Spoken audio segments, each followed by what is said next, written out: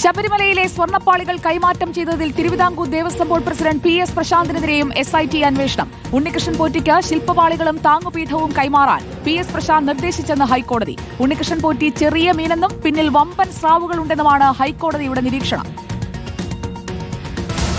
2019 തട്ടിപ്പിന്റെ ബാക്കിയാണോ 2025 ശ്രമമെന്ന് അന്വേഷിക്കണമെന്നാണ് ഹൈക്കോടതിയുടെ നിർദ്ദേശം. ഉണ്ണികൃഷ്ണൻ പോറ്റിക്ക് ശില്പപാളികളും താങ്ങുപീഠവും കൈമാറാൻ PS പ്രശാന്താണ് നിർദ്ദേശം നൽകിയത്. പിഴവും അശ്രദ്ധയുമാണ് 2025 സെപ്റ്റംബർ 3 ബോർഡ് തീരുമാനം. 2019 സ്വർണ്ണനഷ്ടം പരിശോധിക്കാതെയാണ് പോറ്റിക്ക് വീണ്ടും പാളികൾ നൽകാൻ തീരുമാനമെടുത്തത്.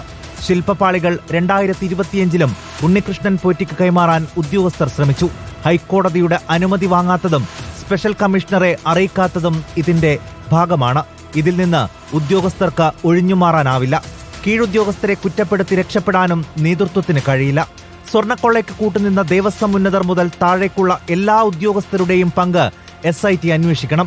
സ്വർണ്ണക്കൊള്ളയിലെ വിശാല ഗൂഢാലോചന, അധികാര ദുർവിനിയോഗം, ചുമതലയിൽ നിന്നുള്ള വ്യതിചലനം എന്നിവ അന്വേഷിക്കണമെന്നും ദേവസ്വം ബോർഡിന്റെ മിനിറ്റ്സ് ബുക്ക് പിടിച്ചെടുക്കണമെന്നും ഹൈക്കോടതി നിർദ്ദേശിച്ചു. News desk reporter.